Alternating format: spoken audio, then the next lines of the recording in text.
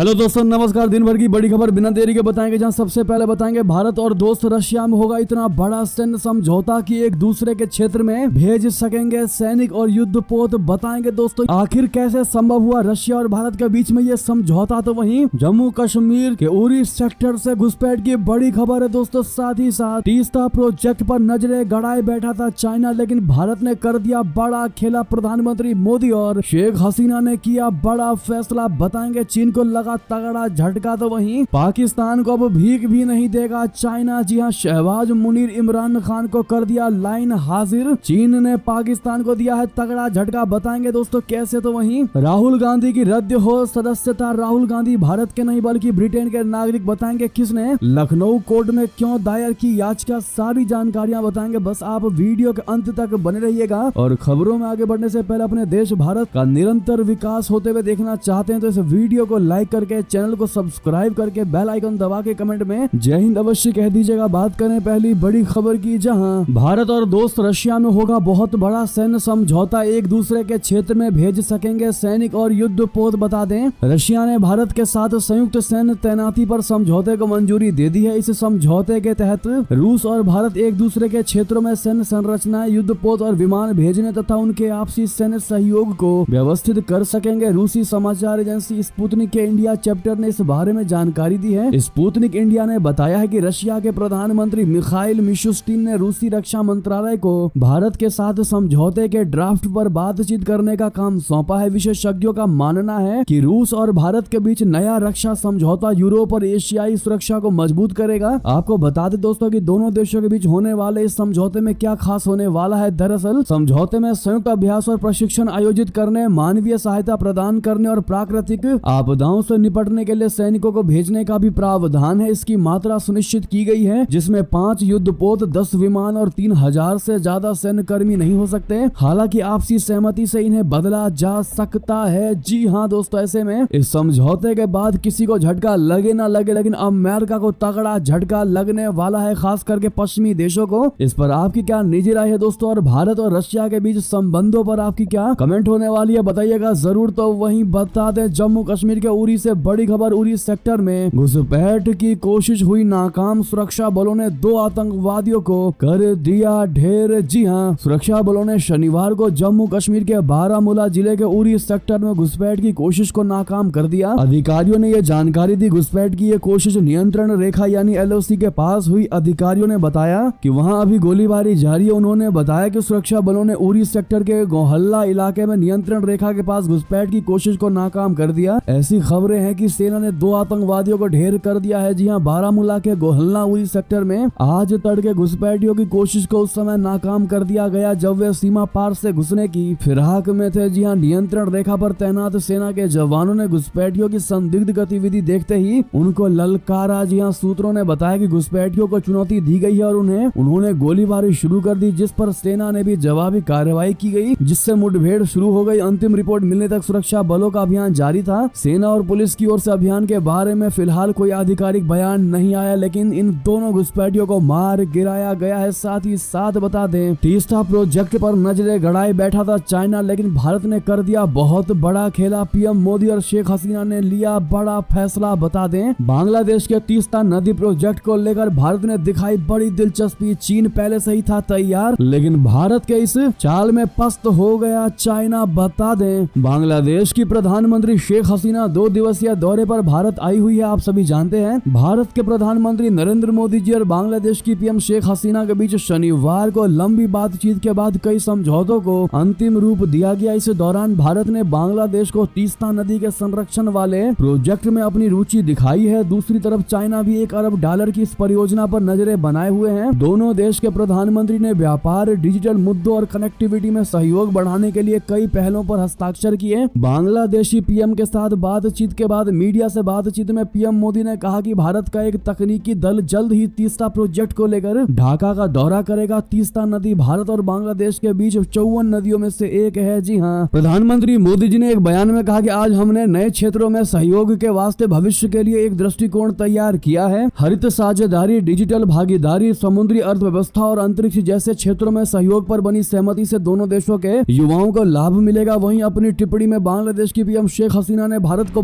बांग्लादेश का प्रमुख पड़ोसी और एक विश्वसनीय मित्र बताया। जी हाँ, बांग्लादेश की पीएम शेख हसीना ने कहा कि आज हमारी बहुत ही सार्थक बैठकें हुई हैं, जिसमें हमने सुरक्षा, व्यापार, संपर्क, साझा नदियों के पानी के बंटवारे, बिजली और ऊर्जा तथा क्षेत्रीय और बहुपक्षीय सहयोग के क्षेत्रों में सहयोग पर चर्चा की। हम अपने लोगों और देशों की बेहतरी के लिए एक दूसरे के साथ सहयोग करने पर सहमत हुए हैं। जी हाँ दोस्तों, उन्होंने बताया कि दोनों नेताओं ने तीस्ता के संरक्षण पर चर्चा की, जिसके लिए उचित तकनीकी प्रबंधन की आवश्यकता है। विदेश सचिव विनय क्वात्रा ने यह बयान दिया। साथ ही उन्होंने बताया कि दोनों नेता इस बात पर सहमत हुए हैं कि एक भारतीय तकनीकी टीम इस पर काम करने की पहल करेगी। ऐसे में दोस्तों, चीन को इतना बड़ा झटका लगा है, आप अंदाजा लगा सकते हैं, क्योंकि तीस्ता प्रोजेक्ट पर चाइना नजरें गड़ाए बैठा था और वो किसी भी कीमत पर इस प्रोजेक्ट को हासिल करने की फिराक में था। लेकिन भारत ने बहुत बड़ी बाजी चल दी और चाइना का किला पस्त हो गया। ऐसे में दोस्तों, पीएम नरेंद्र मोदी जी के इस ओवरवेलमिंग परफॉर्मेंस के लिए मोदी है तो मुमकिन है कहना मत भूलेगा। साथ ही साथ आपको बता दें, पाकिस्तान को अब भीख भी नहीं देगा चाइना। जी हाँ, शहबाज शरीफ, मुनीर, इमरान खान को कर दिया लाइन हाजिर। बता दे, पाकिस्तान की हालत अब सुधरने से रही। जी हाँ, महंगाई और गरीबी ने देश का हाल खराब कर रखा है। अब पाकिस्तान को चीन ने भी झटका दे दिया है। पाकिस्तान को सदाबहार दोस्त चाइना ने ऐसी लताड़ लगाई कि पाकिस्तानी पीएम शहबाज शरीफ समेत इमरान खान और सेना प्रमुख आसिम मुनीर के होश फाख्ता हो गए। जी हाँ, जिनपिंग के करीबी लियू जियान चाओ ने तीनों को लाइन हाजिर कर दिया। जी हाँ, चीन की सत्तारूढ़ कम्युनिस्ट पार्टी के अंतर्राष्ट्रीय विभाग के मंत्री और जिनपिंग के करीबी मंत्री लियू जियान चाओ ने इस्लामाबाद में सबसे पहले शहबाज शरीफ और आर्मी चीफ आसिम मुनीर जरदारी से मुलाकात की, जिसके बाद उन्होंने इमरान खान की पार्टी के सदस्यों को भी बुलाया। सभी दलों की बैठक के बाद चीनी मंत्री ने पाकिस्तानी नेताओं और सेना को तगड़ी धमकी दे दी और कह दिया कि जब तक पाकिस्तान में आंतरिक स्थिरता नहीं आएगी तब तक वो चीनी निवेश को भूल जाएं। जी हाँ, इसका मतलब यह है कि चीन ने पाकिस्तान को आर्थिक मदद या यूं कहें कि भीख देने से साफ साफ इनकार कर दिया है। लेकिन सवाल यह है कि चीन ने ऐसा क्यों किया। तो आपको बता दें कि चीन अरबों डॉलर खर्च करके सीपीईसी परियोजना को आगे बढ़ा रहा है, लेकिन पिछले कुछ सालों में इस परियोजना में काम कर रहे उसके कई नागरिक मारे गए हैं, जिसको लेकर चीन के राष्ट्रपति शी जिनपिंग तक पाकिस्तान को चेतावनी दे चुके हैं। यही नहीं दोस्तों, शहबाज शरीफ 4 प्रोजेक्ट के लिए अरबों डॉलर मांगने के लिए चाइना गए थे, लेकिन शी जिनपिंग ने उन्हें खाली हाथ लौटा दिया, एक फूटी कौड़ी तक नहीं दी। जबकि चीन ने पाकिस्तान को सर्वोच्च प्राथमिकता वाले देश से दर्जा घटाकर प्राथमिकता वाला देश बना दिया है। जी हाँ दोस्तों, वाकई में पाकिस्तान को चांद तारे दिखा दिए हैं दिन में ही, वो भी चाइना ने। जी हाँ दोस्तों, दिन में चांद तारे दिखा दिए। इस पर आपकी राय तो बनती है। ज्यादा जी हजूरी में लगा हुआ था पाकिस्तान चाइना के और एकदम से आसमान में पहुंच गया था पाकिस्तान। अब ऐसे में चाइना ने तुरंत के तुरंत आसमान से जमीन पर ढह पटका। इस पर आपकी राय तो बनती है दोस्तों। तो वहीं आपको बता दें, जैसे ही चाइना ने पाकिस्तान को दिखाया आईना, पाकिस्तान के पंजाब प्रांत में 22 संदिग्ध आतंकवादियों को गिरफ्तार कर लिया पाकिस्तानी सेना ने। जी हाँ, पाकिस्तान के पंजाब प्रांत में पुलिस ने ISIS, TTP और अन्य प्रतिबंधित संगठनों के 22 संदिग्ध आतंकवादियों को गिरफ्तार करने की एक बड़ी आतंकी साजिश को विफल करने का शनिवार को दावा किया। आतंकवाद निरोधक विभाग के प्रवक्ता के अनुसार इस सप्ताह पुलिस ने खुफिया सूचनाओं के आधार पर पंजाब के विभिन्न जिलों में अभियान चलाया तथा ISIS, Tehreek-e Taliban Pakistan, Balochistan liberation army और लश्कर झांगवी के 22 संदिग्ध आतंकवादियों को गिरफ्तार किया है। यानी कि चीन की धमकी का असर दिखाई दिया। पीओके से लेकर बलूचिस्तान तक पाकिस्तान अब चलाएगा सैन्य अभियान, विद्रोहियों को निशाना बनाने की कर रहा है तैयारी। जी हाँ, शनिवार को प्रधानमंत्री शहबाज शरीफ और अध्यक्षता में नेशनल एक्शन प्लान की शीर्ष कमेटी ने ऑपरेशन अज़्म इस्तेहकाम को मंजूरी दे दिया है। इस्लामाबाद में हुई बैठक में उप प्रधानमंत्री और विदेश मंत्री इशाक डार, गृह मंत्री मोहसिन नकवी, कानून मंत्री और सूचना मंत्री जैसे संघीय कैबिनेट के सदस्य शामिल हुए। ऐसे में ये बड़ा फैसला लिया गया है कि चीन को इन फैसलों से खुश करेंगे। जी हाँ, तो वहीं आपको बता दें, चीन की DF-21D का मुकाबला करेगी भारत की नई अग्नि P मिसाइल। गजब है इसकी क्षमता। जी हाँ, भारत का रक्षा अनुसंधान विकास संगठन यानी DRDO सामरिक बलों के लिए इस समय मध्यम दूरी की बैलिस्टिक मिसाइल अग्नि प्राइम विकसित कर रहा है। ये मिसाइल निकट भविष्य में परमाणु या पारंपरिक वारहेड के साथ रणनीतिक और सामरिक भूमिका निभाने वाली है। अग्नि P के साथ DRDO ने मिसाइल प्रौद्योगिकी में अपनी क्षमता को दिखाया है। अग्नि P की क्षमताएं वास्तव में आश्चर्यजनक है। DRDO ने अग्नि P को नई पीढ़ी की मिसाइल कहा है और ये बात बिल्कुल सच है। कंपोजिट और हल्के वजन वाले इलेक्ट्रॉनिक्स के इस्तेमाल की वजह से ये अग्नि सीरीज की अपनी पूर्ववर्ती मिसाइलों से हल्की है। दोस्तों, अग्नि P 10 मीटर से कम की सर्कुलर एरर प्रोबेबिलिटी यानी CEP के साथ 1000 1000 से 2000 किलोमीटर दूर के लक्ष्य को नष्ट कर सकती है। ऐसे में DRDO को कांग्रेचुलेशन कहना मत भूलिएगा आप लोग। तो वहीं बता दें 24 घंटे में 41 बार ताइवान आसपास मंडराए चीन के विमान, बॉर्डर पर बढ़ गई टेंशन। जी हाँ, ताइवान और चीन के बीच तनाव बढ़ता ही जा रहा है। चीन ताइवान की सीमा पर अपनी सेना की मौजूदगी लगातार बढ़ा रहा है। ताइवान के रक्षा मंत्रालय ने शनिवार को यह जानकारी दी है कि उन्होंने 24 घंटे के दौरान द्वीप के आसपास 41 चीनी सैन्य विमानों को डिटेक्ट किया है। एक दिन पहले बीजिंग ने कहा था कि ताइवान की स्वतंत्रता की मांग करने वालों को मौत की सजा का सामना करना पड़ सकता है। चीन स्वशासित लोकतंत्र ताइवान को अपना हिस्सा मानता है। चीन कहता आया है कि वो इसे बीजिंग के नियंत्रण में लाने के लिए बल का उपयोग करने से भी पीछे नहीं हटेगा। इन्हीं बयानों के चलते हाल के सालों में ताइपे पर दबाव बढ़ा है। तो वहीं आपको बता दें चीन बिना एक भी गोली चलाए कर सकता है ताइवान पर कब्जा। थिंक टैंक ने किया ड्रैगन के ग्रे जोन प्लान का खुलासा। जी हां, चीन आने वाले समय में बिना किसी सैन्य कार्रवाई के भी ताइवान को अपने कब्जे में ले सकता है। जी हां, एक प्रमुख थिंक टैंक ने चेतावनी दी है कि चीन की सेना ताइवान को अलग थलग करके उसकी अर्थव्यवस्था को पंगु बना सकती है। इस तरह बिना एक भी गोली चलाए ताइवान सत्तारूढ़ कम्युनिस्ट पार्टी की इच्छा के आगे झुकने पर मजबूर होगा। हाल के वर्षों में चीनी नेता शी जिनपिंग की ताइवान के खिलाफ आक्रामक कार्रवाइयों से यह डर बढ़ गया है। कम्युनिस्ट पार्टी एक दिन जरूरत पड़ने पर बलपूर्वक ताइवान पर नियंत्रण करने के अपने वादे को पूरा कर सकती है। ऐसे में आपको बता दें दोस्तों कि चीन से मुकाबले के लिए ताइवान को अमेरिका का साथ मिल चुका है। वॉशिंगटन ने बताया है कब होगी खतरनाक सुसाइड ड्रोनों की ताइवान को डिलीवरी। जी हाँ, अमेरिका चीन के आक्रामक व्यवहार का सामना करने के लिए ताइवान की मदद करने पर पहले से अधिक जोर दे रहा है, क्योंकि अमेरिका देख रहा है कि चाइना कुछ ज्यादा ही दबाव डाल रहा है ताइवान पर, ताइवान को डराने की कोशिश कर रहा है। ऐसे में अमेरिका अब उसका सहयोगी बनकर सामने आता दिखाई दे रहा है। और वॉशिंगटन ने मंगलवार को ताइवान को $360 मिलियन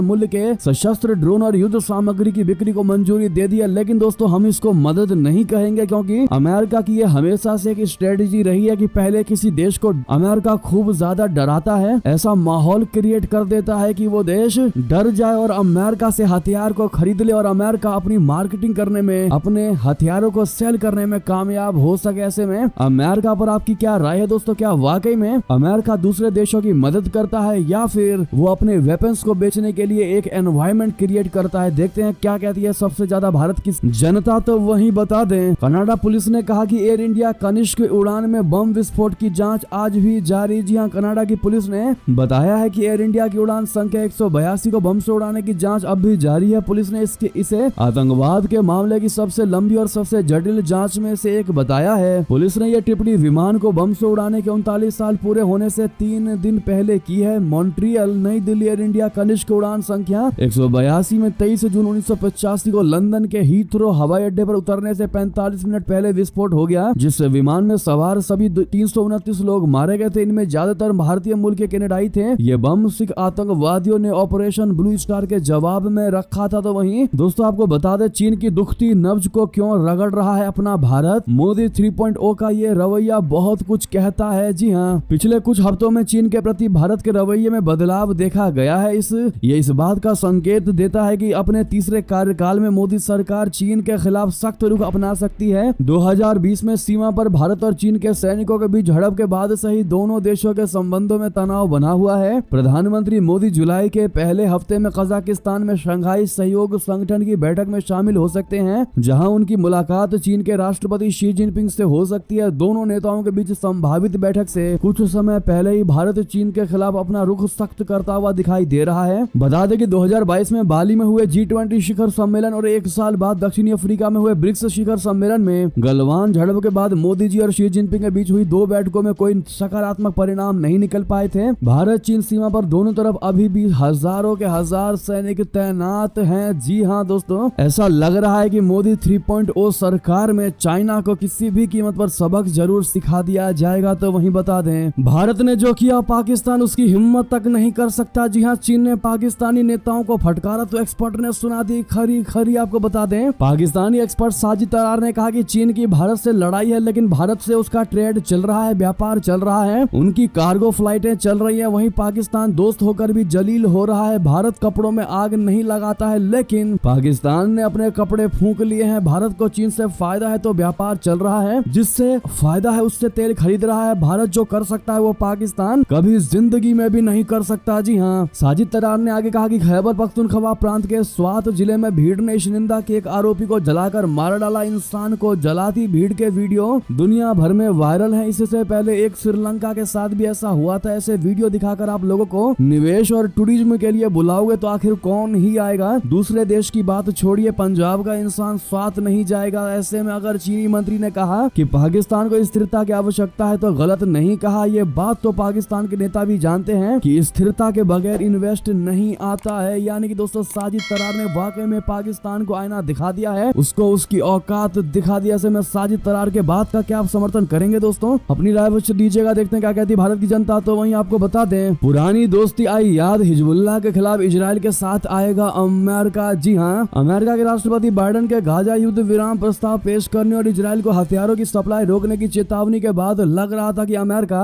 और इजराइल की दोस्ती में दरारें पैदा हुई हैं, लेकिन अमेरिका एक अच्छे दोस्त की तरह इजराइल के बुरे समय में साथ देने के लिए तैयार हो गया है। दरअसल इजराइल के नॉर्दर्न बॉर्डर पर हिजबुल्लाह एक बड़ा खतरा बना हुआ है। हिजबुल्लाह 7 अक्टूबर के बाद से लेबनान से लगे इजराइल बॉर्डर पर रॉकेट दाग रहा है। हाल के दिनों में हिजबुल्लाह ने इन हमलों की रफ्तार तेज कर दिया है। CNN की खबर के मुताबिक वरिष्ठ अधिकारी ने बताया कि हिजबुल्लाह के मुद्दे पर चर्चा करते हुए अमेरिकी अधिकारियों ने साफ कर दिया है कि बाइडेन प्रशासन इजराइल को जरूरी सुरक्षा और मदद देगा। तो वहीं आपको बता दें, हिंदुजा परिवार ने स्विस कोर्ट के फैसले को उच्च अदालत में दी चुनौती, सुनाई है 4 साल की सजा। जी हां, स्विट्जरलैंड के जिनेवा की कोर्ट ने अपने आलीशान विला में नौकरों का शोषण करने के आरोप में प्रसिद्ध हिंदुजा परिवार के 4 सदस्यों को दोषी ठहराया है। कोर्ट के फैसले से ब्रिटेन में रहने वाला हिंदुजा परिवार सकते में है। कोर्ट के फैसले के खिलाफ हिंदुजा परिवार ने ऊपरी अदालत में चुनौती दी है। तो वहीं बता दें, पूर्वी एशिया में बढ़ा तनाव, रशिया उत्तर कोरिया में समझौते के बाद अमेरिकी युद्धपोत पहुंचा दक्षिण कोरिया। जी हां, रूसी राष्ट्रपति व्लादिमीर पुतिन ने 24 सालों में पहली बार इस हफ्ते उत्तर कोरिया का दौरा किया और वहां के शासक किम जोंग उन के साथ एक रक्षा समझौते पर हस्ताक्षर भी किया। इसी बीच शनिवार को परमाणु ऊर्जा से चलने वाला एक अमेरिकी विमान वाहक जहाज थियोडोर रूजवेल्ट दक्षिण कोरिया के बंदरगाह शहर बुसान पहुंचा है। दक्षिण कोरिया की नौसेना के मुताबिक ये जहाज इस दक्षिण कोरिया और जापान के साथ संयुक्त सेनाभ्यास में शामिल होगा। बता दें कि अगस्त 2023 में कैंप डेविड शिखर सम्मेलन में तीनों देशों के नेताओं ने वार्षिक सैन्य प्रशिक्षण अभ्यास आयोजित करने पर सहमति जताई थी। साथ ही साथ आपको बता दें, रद्द हो राहुल गांधी की सदस्यता। राहुल गांधी भारत के नहीं बल्कि ब्रिटेन के नागरिक हैं। जी हां, कर्नाटक के विघ्नेश ने ये कहते हुए कोर्ट में क्यों दायर की याचिका। बता दें, लोकसभा चुनाव खत्म होने के बाद राहुल गांधी फिर से चर्चा में हैं। इस बार वजह लखनऊ कोर्ट में दायर एक याचिका है। इस याचिका में राहुल गांधी को ब्रिटेन का नागरिक बताते हुए उनकी सदस्यता समाप्त करने की मांग की गई है। जानकारी के मुताबिक कर्नाटक के रहने वाले विघ्नेश शिशिर ने इलाहाबाद हाईकोर्ट की लखनऊ बेंच में वकील अशोक पांडे के माध्यम से एक याचिका दायर किया है। इस याचिका में बताया गया है कि राहुल गांधी भारत के बजाय ब्रिटेन के नागरिक हैं। इस आधार पर उनका निर्वाचन रद्द करने की मांग की गई है। याचिका में सूरत की एक अदालत में उन्हें 2 साल की हुई सजा का भी जिक्र कहा गया है कि लोक प्रतिनिधित्व अधिनियम के तहत वे सांसद चुने जाने के अयोग्य हैं। राहुल गांधी पर अक्सर विवाद मंडराते रहते हैं। अभी हाल ही में गृह मंत्री अमित शाह पर टिप्पणी का मामला कोर्ट में चल ही रहा है। ऐसे में एक नए विवाद का सामने आने से उनके लिए बड़ी समस्या खड़ी हो सकती है। जी हाँ दोस्तों, इस पर आपका क्या कहना है राहुल गांधी के ब्रिटेन नागरिक को लेकर, बताना मत भूलिएगा दोस्तों। साथ ही साथ आपको बता दें, नीट पेपर लीक के बाद एनटीए चीफ सुबोध सिंह पर गिरी गाज, पूर्व गृह सचिव को मिला प्रभार। बता दें, नीट यूजी और यूजीसी नेट परीक्षाओं के आयोजन में अनियमितताओं को लेकर राष्ट्रीय एजेंसी एनटीए के प्रमुख सुबोध कुमार सिंह को शनिवार रात उनके पद से हटा दिया गया। उन्हें कार्मिक एवं प्रशिक्षण विभाग में प्रतीक्षा पर रखा गया है। नियमित एनटीए प्रमुख की नियुक्ति होने या अगले आदेश तक उनके स्थान पर 1985 बैच के सेवानिवृत्त अधिकारी प्रदीप सिंह करोला को नियुक्त किया गया है। साथ ही साथ बता दें, 1 जुलाई से सरकारी स्कूल में होने जा रहा है ये काम। योगी सरकार ने कर ली पूरी तैयारी, अब हो जाएगी सख्ती। जी हाँ, इस बार से बेसिक स्कूलों के 12 रजिस्टर डिजिटल हो जाएंगे। रजिस्टर डिजिटल होने से अब गैर हाजिर शिक्षक अगले दिन आकर चुपके से हाजिरी नहीं लगा सकेंगे। वहीं बच्चों के स्कूल आने जाने पर उपस्थिति का पता लगेगा। स्कूल निर्धारित समय पर खुलने लगेंगे। इसके लिए जिले के सभी 1408 स्कूलों के करीब 1.5 लाख बच्चों की हाजिरी डिजिटल लगेगी। इसके लिए शिक्षकों को टैबलेट दिया जा चुका है, सिम भी वितरित हो चुके हैं। टैबलेट पर चेहरा दिखाकर हाजिरी लगेगी। इन सभी 12 डिजिटल रजिस्टर में मिड डे मील, समेकित निःशुल्क यूनिफॉर्म व अन्य सामग्री, आय व्यय का दौरा, बैठक निरीक्षण, पत्र व्यवहार, बाल गणना, खेल कूद, पुस्तकालय समेत 12 रजिस्टर डिजिटल हो जाएंगे। इसके लिए शिक्षकों को प्रशिक्षण भी दिया जा चुका है। यानी कि दोस्तों, अब योगी सरकार में उत्तर प्रदेश के स्कूलों को अब डिजिटल किया जा रहा है। तो वहीं बता दें, योगी सरकार का एक और बड़ा फैसला, प्रदेश में होगी 42,000 होमगार्ड की भर्ती। सीएम योगी योगी का बड़ा आदेश। दरअसल सरकार की ओर से प्रदेश के युवाओं को रोजगार देने के मुहिम के तहत मुख्यमंत्री योगी आदित्यनाथ ने बड़ा फैसला लेते हुए 42,000 होमगार्ड स्वयं सेवकों की भर्ती के आदेश दिए हैं। उन्होंने जल्द हजारों होमगार्ड्स के